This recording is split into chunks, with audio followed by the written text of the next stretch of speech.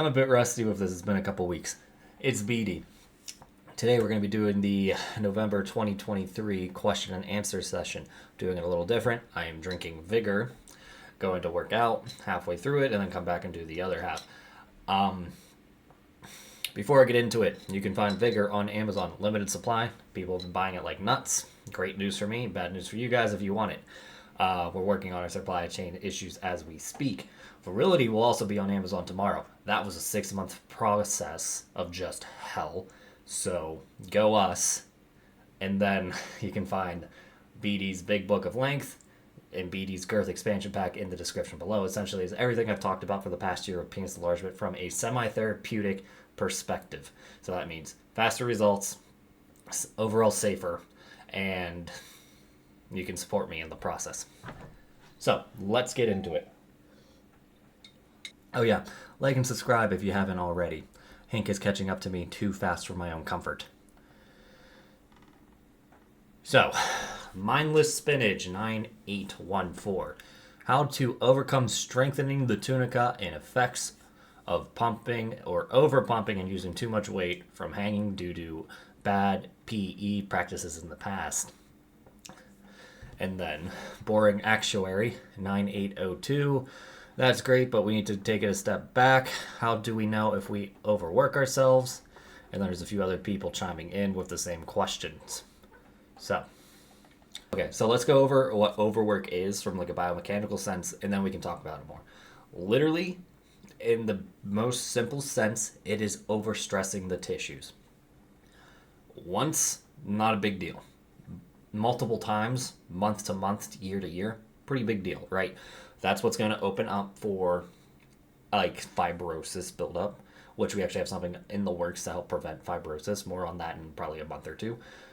2, you're going to need more weight over time because you're building just a denser tunica, as the first comment alluded to. And 3, since you're not giving yourself enough time to recover between sets, most likely, or sessions, you're actually not going to see that much results compared to someone who's half-assing it compared to you because they're giving it ample time to recover. The science says if you go beyond 8% strain, you're going to start seeing micro damage, and that's what's actually going to lead to fibrosis over time, especially if you don't give enough time to recover. A micro damage would be similar to like an ankle sprain. So obviously, you're not supposed to run a sprained ankle. Why would you be pulling on a sprained penis, essentially, or a sprained tunica? If we're like trying to mimic, not even mimic, but just try to relate to somewhere else in the body. So that's what strain, overwork. That's what a stress strain is. That's what overwork is. Now, let's say we've been doing old school PE methods as an old school, just a lot more work than what I typically recommend. So that would be like upwards of 2 hours of hanging at weights over 15 pounds. And then pumping anywhere above like 12 Hg or your times over 2 hours. That's going to create this environment where fibrosis and more strength adaptation will happen just because you're subjecting it to so much more time under tension. It's not really going to elicit a healthy growth response. So the first thing is you're going to need to take 6 months off if you've been doing bad PE habits, 6 months at least. And this is going to cut your workload needs in half. And that's going to be the first step. So that way, if you're hanging, 2 hours, 20 pounds, you could either hang for 10 pounds for 2 hours or 20 pounds 1 hour to get the same results.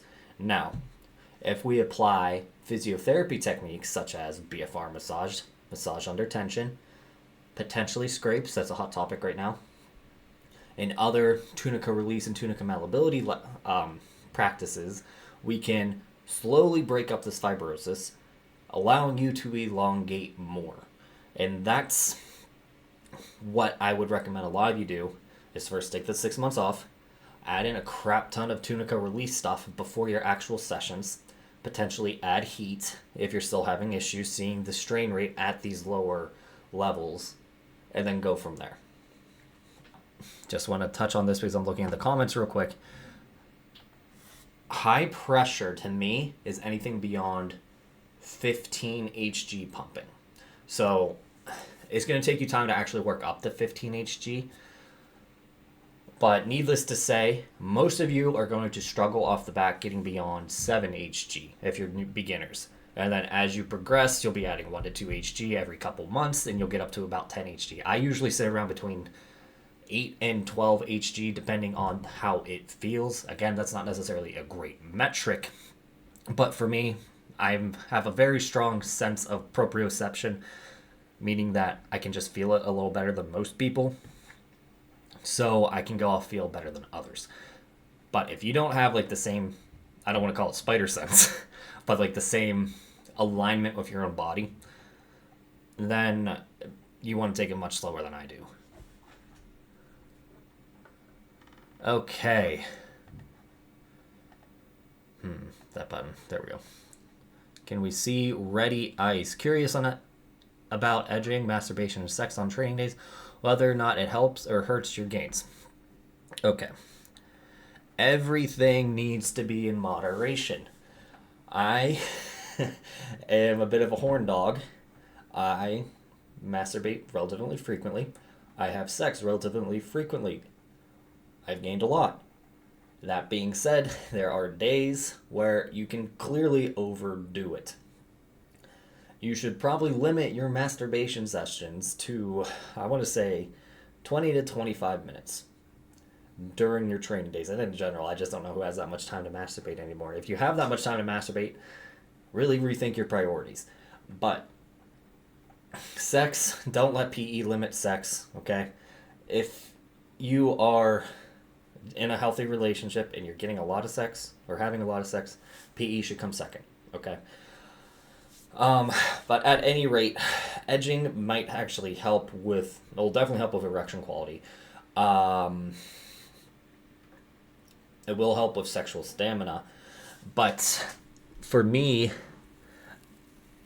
it just becomes kind of a nuisance when you're already doing like an hour of work. You don't really need to edge because, your penis does need rest. So I would not make it a priority right now if your main thing is sex. And then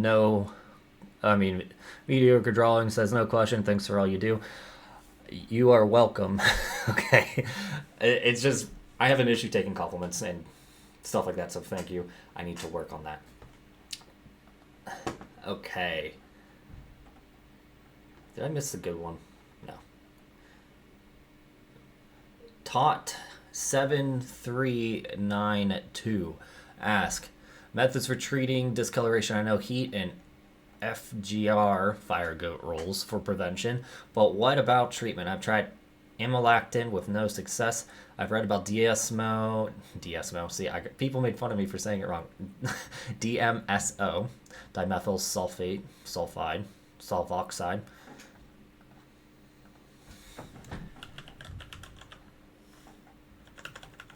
Dimethyl sulfoxide. It's don't mind me. Let's see. And iodine. What are your thoughts on DMSO and iodine together or separate? Okay. Now, I've touched on this before. DSMO is caustic, and it is an industrial level solvent. There's been evidence that it works to decay teeth. I've seen it melt plastic in 2 days. It is not really something you want in contact with your body. The reason why I know about this is because I have used it in a 70 to 30% solution aloe to DMSO, see. Apologies. Give me 1 second, guys. It really dries out your skin. And then there's evidence that it makes a better carrier agent for transdermal solutions. That's why people use it in medicine, because you can use a little bit of see, I fucked it up again. DMSO in a solution, and then allows larger molecules than, say, 500 Daltons to travel through the skin easily. That's its real use. You need very little to do this. I used to have it in my lotion that I make, but it is I just wanted to get rid of any potential risk. And if I ever had to like get this mass produced, I don't think they're going to be putting an industrial agent in it on my behalf. So that's one of the main reasons I took it out. But anyway, DMSO is not something you really want to be in contact with often. Adding iodine makes it dry faster.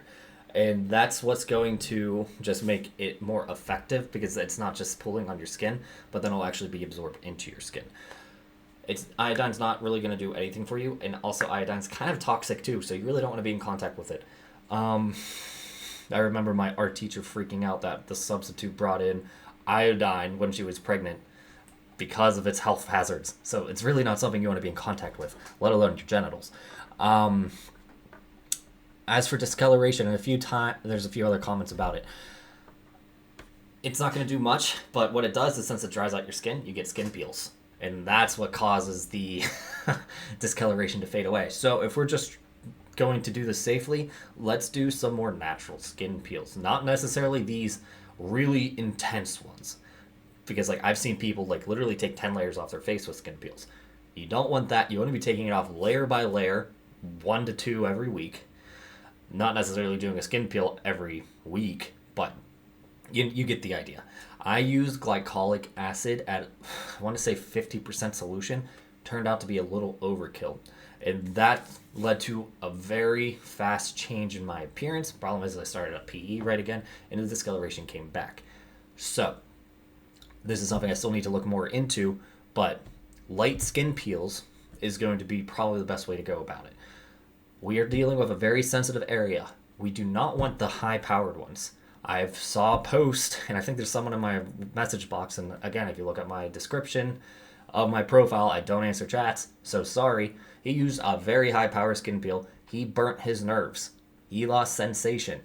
You do not need these high-power solutions for such a sensitive area. So just take it slow. I would much rather you guys remediate your discoloration in 6 months to a year rather than trying to get it all done at once. Okay, now this was the fun question.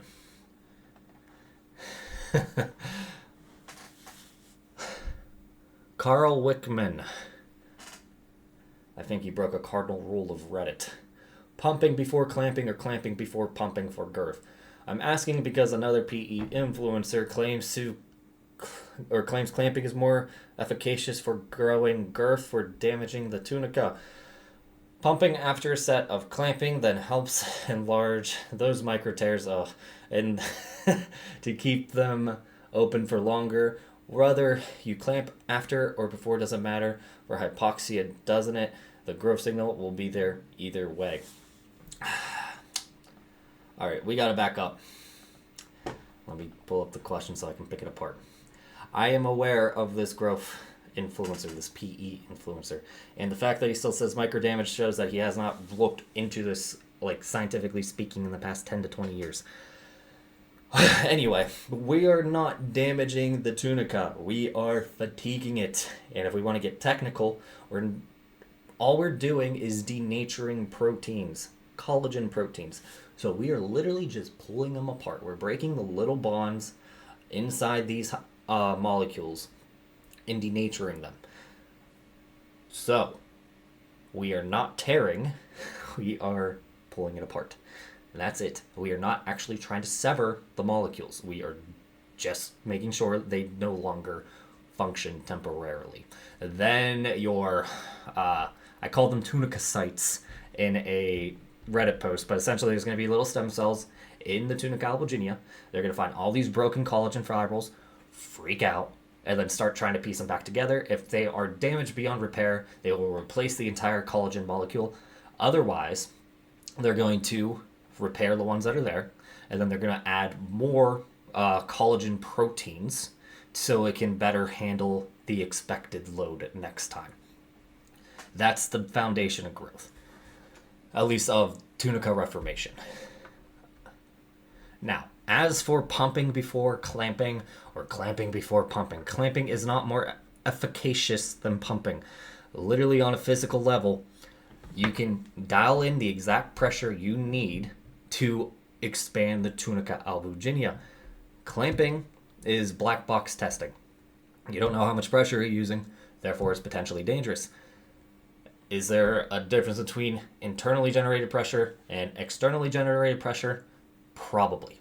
But at the end of the day, wouldn't you rather know what you're doing to yourself, okay, than clamp? And now I get a lot of you guys won't be able to have a penis pump, whether it be for arbitrary sex laws or privacy reasons. So by all means, clamp. I have gained with clamping. I'm not shitting on clamping. I'm shitting on the idea that clamping is better than pumping. Now, before or after? I personally have always done after, just because you're getting supernatural expansion with the pump. If we are trying to get it to set in this shape, might as well keep it overexpanded in that state. No micro damage required. You also don't want wounds to be open for longer, because that is a good way to cause fibrosis. Are you seeing why I get pissy about stuff like this? Because I understand the healing process. It took me 5 minutes to fucking Google it, and they just don't listen to me. I provide research. They don't listen to me because they're still stuck in 2010. Whew, okay. But anyway. Now, another issue with pumping before clamping, or no, clamping before pumping is, like, let's say we get a bunch of vascular endothelial growth factor built up in this tissue. A pump is going to pull it up more, pull more blood in, diluting it a bit, and then when you release the pump, it's going to flood out. So I don't know if it's really worth it. That being said, order doesn't really matter. Okay. That's all that matters. And that thing that really matters is that you're getting your strain rate, your expansion, and then a bit of your hypoxic stimulant. Okay. Sorry for losing my cool a bit. Dirty Dave 1992 says most efficient length work. I was going to do the 1-3 method, but it seems you in comments saying it's obsolete. Okay. So Dirty Dave. Is it Dirty Dave or is it Dirty Dan? Dirty Dave. 1-3 protocol was the first progression of my length theory. It is technically outdated, but I can tell you it still works. That being said, there is a more efficient method that I call interval length protocol. You can find it on the Reddit. Just look up interval length protocol. And then, see, is it principles of elongation? Yes, principles of elongation. That's also a video here on YouTube and on the Reddit. You can also find all this information up to date in my book, BD's Big Book of Length, in the description below. Shameless plug. So yeah, the most efficient way, in my opinion, is right now doing the interval length protocol. Add in 10 minutes total of interval pumping. Add in 10 minutes of hypoxic clamping twice a week. And like, you're going to max out almost every single metric that you can think of for growth. Now, I am playing around with older school methods just to make sure I haven't missed anything. I'm not a monolith. I will go back and test things just to make sure. But as of right now, every other day, interval length protocol seems to be your best bang for your buck. Okay, I'm going to lift, and I'll be back in a half hour and should be instantaneous for you. Alright, I'm back. So, one thing I don't understand is how people can do like YouTube videos in a gym. Because I'm out of breath just coming up the steps from my basement gym. So yeah, sorry. Extra raspy for the time being. Okay. Where were we? What do you think about pumping before and after extending? United Movie 5326. Ask. Excuse me. Allergies. So, we already discussed that order doesn't really matter. However, with extending and hanging, with pumping, Hank believes that it can cause issues specifically with like your lymphatic system, I believe, if you pump first, then hang. Additionally, he also thinks the elongation work is kind of a good primer for expansion. I personally just do my pumping work after any extending or hanging, because you get a temporary boost in length from what I've noticed, anywhere from like 1/8 to 1/4 of an inch. And we're talking like only 10 minutes of time under pressure. So that's a pretty sizable jump for a lot of you guys. Let's see. Now, I've also been playing around with like feeder sets. So if you don't know what that is, in bodybuilding, that's basically you do a bunch of blood flow exercises to a target muscle group. So most people do their triceps and biceps. They just do a crap ton of weight, not crap ton of weight, crap ton of crap ton of reps at low weight. And then that's going to bring in a lot more nutrients to the muscles. And that's what's going to help you get over these trouble areas. There's not much Western research on it. Eastern research, such as Soviet Union research, plenty. So I've been doing that with my length work. I've also done PRP, so that's another compounding variable. But what I'll do is like, I'd wake up, I do 10 minutes of pumping, 3 hours later, come in and do my length work, and then do interval pumping, or I'd wait until the evening and do another set of like feeder set pumping. It just depends on my schedule that day. So it doesn't really matter the order, but you probably want a bit of a break between your pumping session in the AM and then your extending session later, or hanging session, whatever. I probably just looked at myself the entire time on my monitor, huh? Sorry. Okay. Hot chalk buns.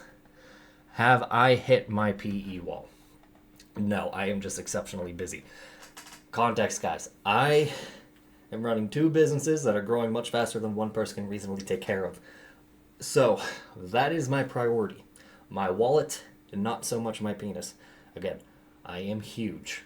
There's really no logical reason for my penis to get any bigger, except the fact that I like having a massive dong. So, that's the first thing. Second, I'm still gaining, if you have not noticed. Like, I barely trained any girth this year, and I put on 1/4 inch in girth in about 3 months with just interval pumping alone with a bit of tunica release. So, I have not hit my wall. It's just I have much bigger priorities. I don't really think there is a wall for PE. It's more or less people get bored with it. And yeah, that's really it to me. Like I can almost guarantee you most people can gain 2 inches with a bit of dedication. But by the time you gain your 2 inches, if you start at 5 or 6 inches, you're just under 8. Trust me. It's life-changing. Most people are going to drop out by then. All right. And just because this is how I've always done shit. Let's see. Fly high guy. Curious about keratin oil, leech oil, Udin. And it's apparent the same thing, but it appears to be a vasodilator. Did a deep dive after seeing a comment on Hank's video 7 days ago and found got a post on a joke for you who apparently has used it for 6 months and gained 1 inch in length and 1/2 inch in girth. Could be something. Well, it depends. Like, it was in a year, 1 inch in length and 1/2 inch in girth. He was a new guy. That's, I don't want to say typical, but it's definitely within the realm of possibility. Let me look it up. Okay. So, just so you guys can see what I'm seeing, we have LEECH and keratin ointment at Herboca. I'm not saying get it, but like to me, this is kind of like Grace Cacao. I don't know if you guys remember when that was a huge thing, but apparently that's the reason why all Haitian and Dominican Republican men are hung, is because they have access to Grace Cacao. No scientific evidence to back it up. This mild evidence. It's not going to be a huge difference, guys. We're talking a vasodilator on the skin. Like, it's not going to, like, unless you have like significant ED problems, you really won't see that much of a difference. But it probably doesn't hurt to try. But it is, I believe, actually from leeches. So keep that in mind if you're kind of grossed out by that stuff. Okay, Mr. Moneyland asked about my fat reduction with your cavitation device. Well, I'm actually going to check that out real quick. So give me 1 second.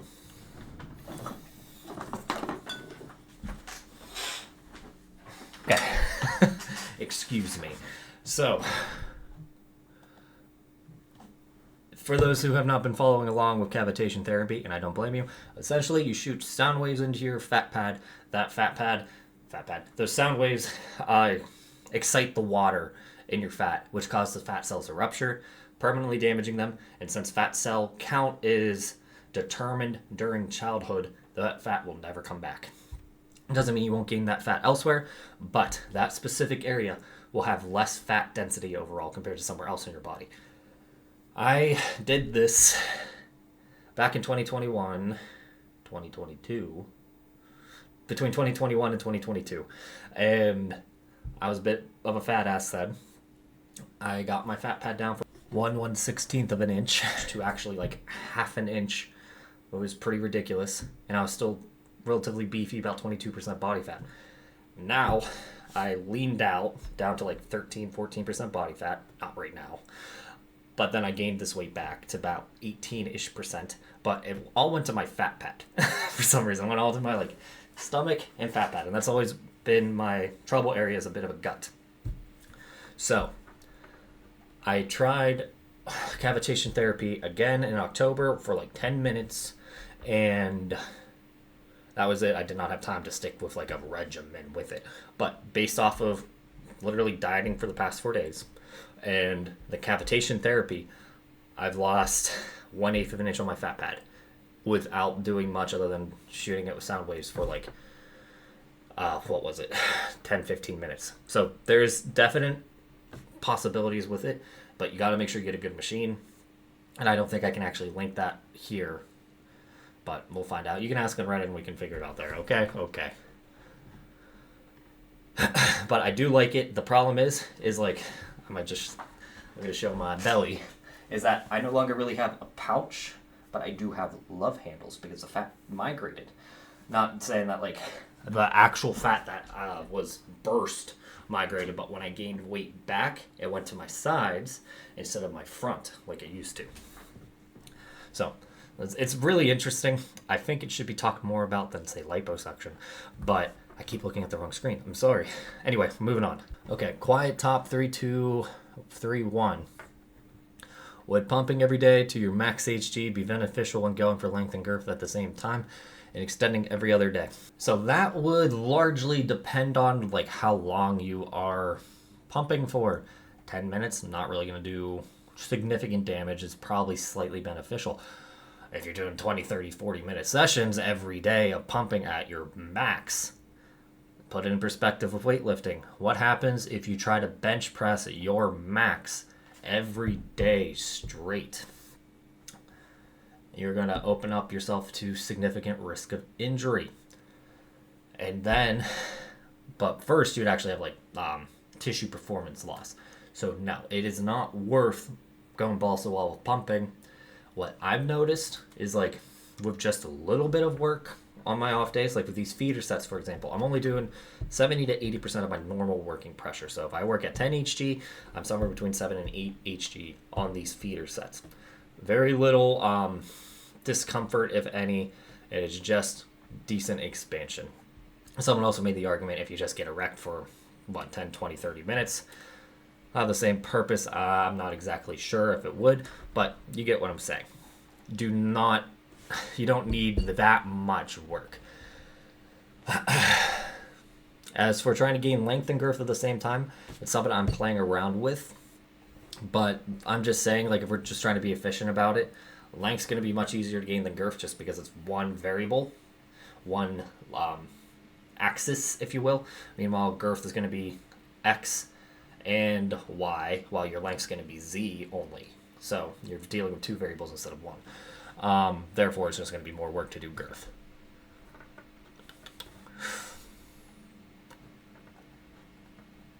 PKT Kid 100, switching the screen. How to train to ensure healthy lymphatic systems. Is the formation of new lymph vessels lymphangiogenesis to angiogenesis? So, from my very limited understanding of the lymphatic system, Is it back in place? Yes. So my very limited understanding of the lymphatic system is that it is so intertwined with the vascular system that the same stuff that's going to make the vascular system grow, the lymphatic system is going to grow in tandem.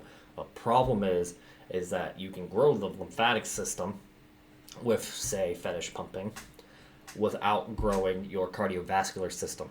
So you need to skew angiogenic activity over lymphangiogenic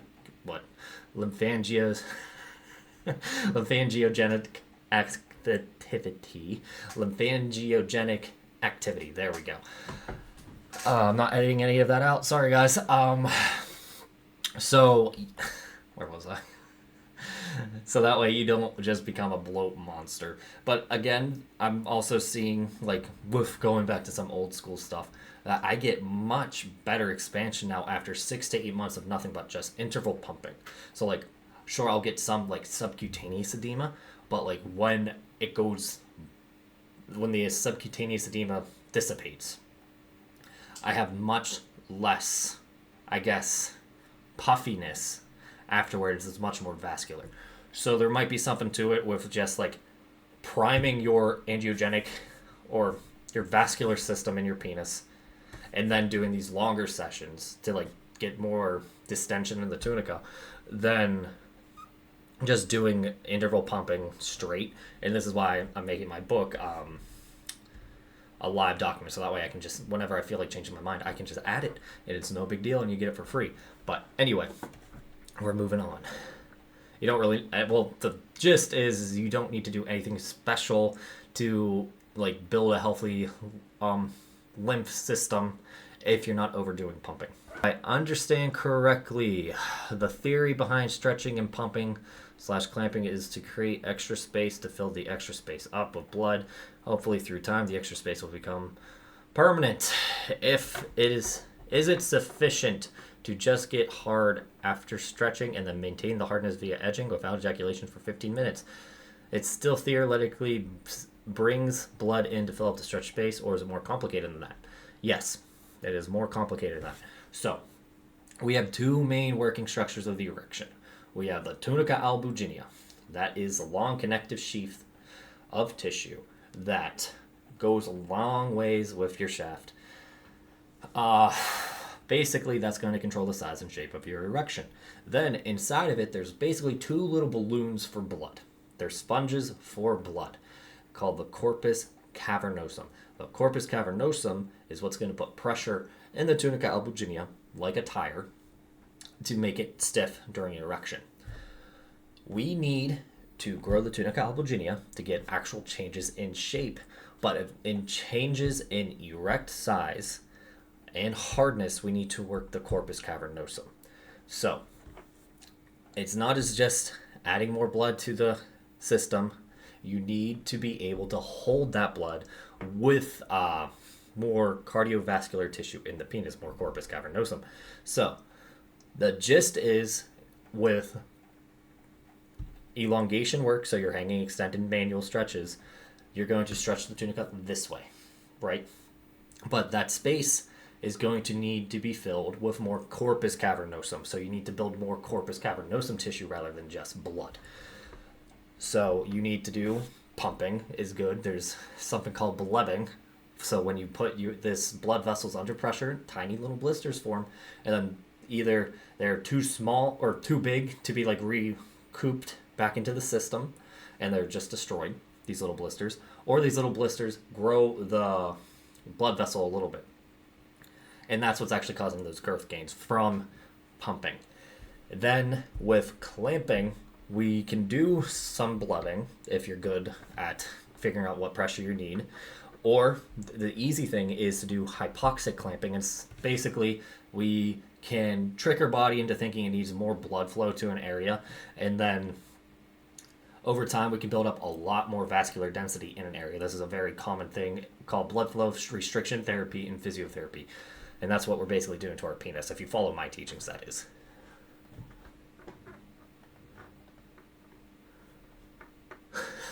This one was fine. It's funny, I'm sorry. I've been pumping laying down.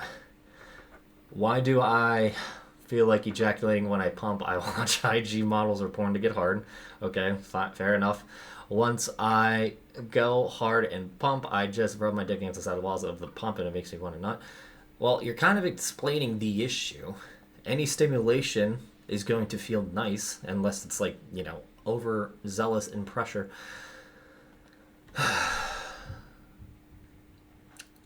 It's not uncommon to ejaculate in the pump. I've done it once in a bath mate, but I think it was more like a fetish fulfillment more than anything else. I think you need to go size up in a cylinder, my friend. Aggravating farm 125. Just because if you're rubbing against the sides already, that you're not leaving much room to expand. You are a particularly sensitive individual, though. Just keep that in mind. I would get a new pump, and I wouldn't worry about it too much. It should be pleasurable. PE is not supposed to be painful, in my opinion. It might be a little intense for like the first 5 minutes. So when I pump, sometimes it's like a little intense for the first 5 minutes, and then it gets pleasurable. For you, it's just pleasurable right off the bat, and that's fine. But again, switch out your pump. Don't worry about it too much, okay?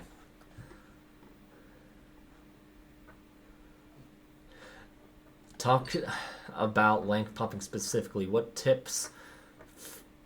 are your tips and what have you observed or experienced? I am not a big fan of length pumping, but I did try it again last week, and I don't know if it's just because like the morphology of my penis has changed so much, but I had a much more pleasant experience doing it this way. So I used a cylinder very close to my girth to start. I did 10 1-minute sets to fatigue the tissue, and then I switched over to like a traditional pumping range, which would have been 5-minute sets.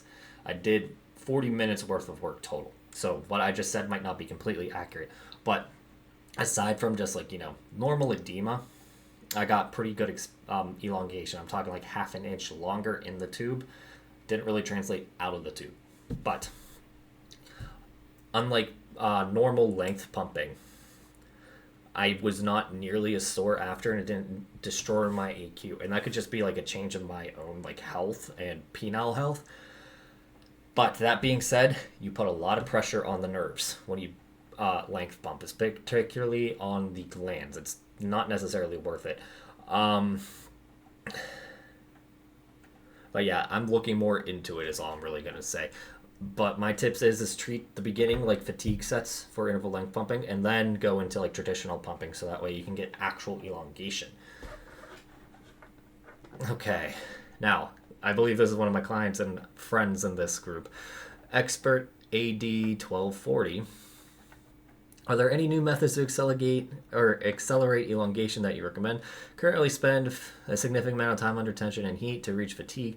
Employ 1 10-minute tension massage at the start and periodically increase the weight through the session based on the feel and strain. Question is, how would you suggest dealing with anxiety The question is, how would you suggest dealing with anxiety if progress isn't that noticeable yet? Now, context. Expert ad is a bit of a hard gainer, and I theorize that it has a lot to do with he's such an uptight individual. And he has a bit of bad luck when it comes to just like injuries. Like he'll have a blister once every 3 or 4 months, it seems like.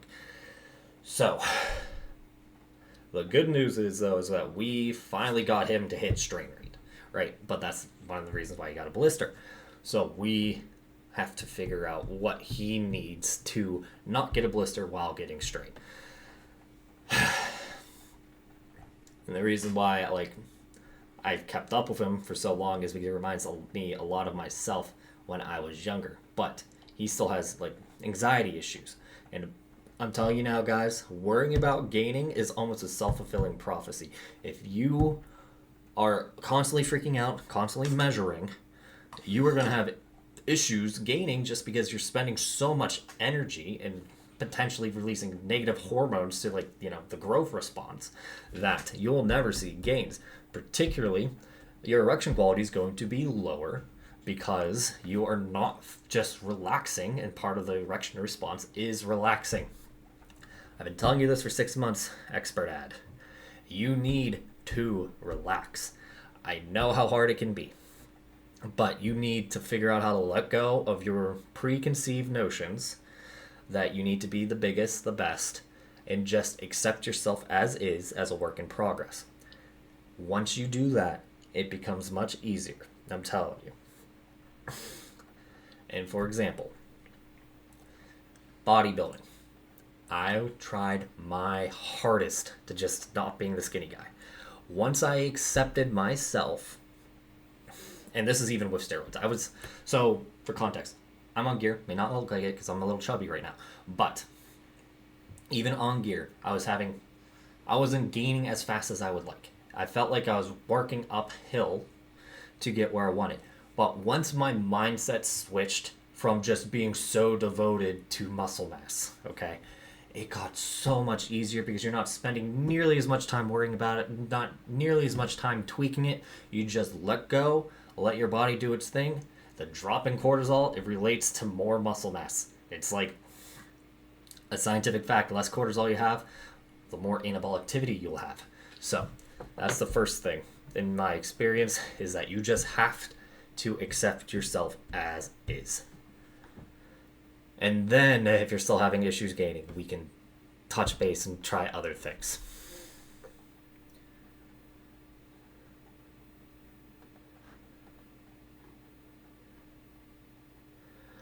Green tea. I heard some guys are pumping with a condom to reduce edema. What are your thoughts on that? Oh boy, I know who you're talking about. And it was a thing on Thunder's Place for a bit. So first we need to talk about what edema is. Subcutaneous edema is just going to be water under the skin. If you're doing traditional pumping, there will be a point where your corpus cavernosum, in your arousal response, goes down. Therefore, the amount of blood that you're pulling into the penis and space for blood to go into the penis shrinks. Therefore, to fill this vacuum, your body's going to pull up the water that's under your skin into your penis. So, if you need to wear a condom to reduce edema, you are probably not working the corpus cavernosum properly. So, you do not need a condom.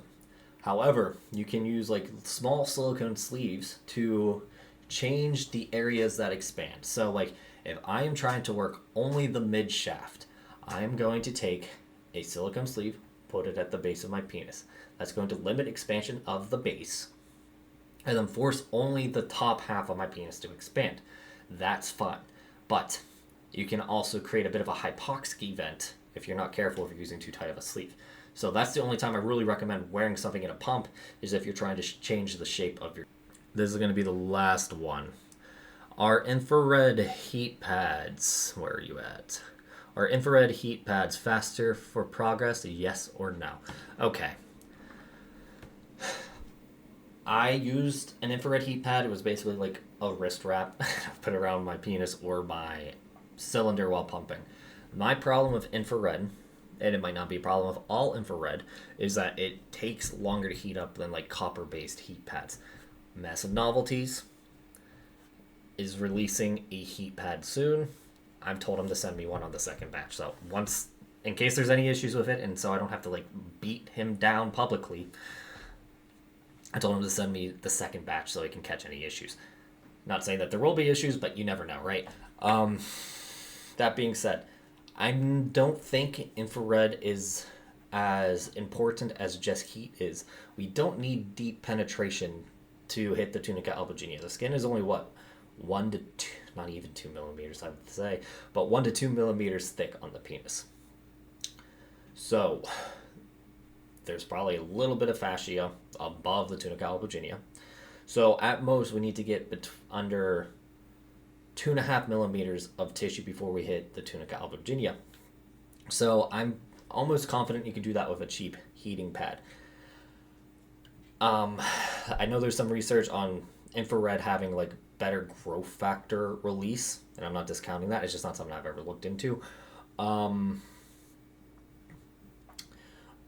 It's not going to be the magic bullet. Heat is never going to be the magic bullet. All it is it speeds up how quickly these collagen proteins pull apart, flatten out, denature. So the heat breaks down the hydrogen bonds inside the collagen, and then it can denature faster. That's the only thing heat does. It's not a miracle. You can brute force it with just extending, but if you add heat, that stretchiness happens much faster. That's all. I don't use heat until it's about 40 degrees outside. And that's really it. It's personal preference, really. For my tougher gaining clients, I have them use heat. But it's like troubleshooting. So, like, if they're not getting with a normal routine, I'll be like, okay, add tunica release. If that doesn't work, okay, let's add heat. Usually, adding both gets them over the line. For example, Expert Ad just did a bunch of tunica release and then added heat. And that's how he finally hit fatigue, because he done a lot of work that I did not prescribe to him a year ago. And that's probably one of the reasons why he's having issues gaining now, is because he just toughened his tunica. But anyway, I'm going to wrap it up here, guys. There was a lot of questions, so I'm sorry if I didn't get to it.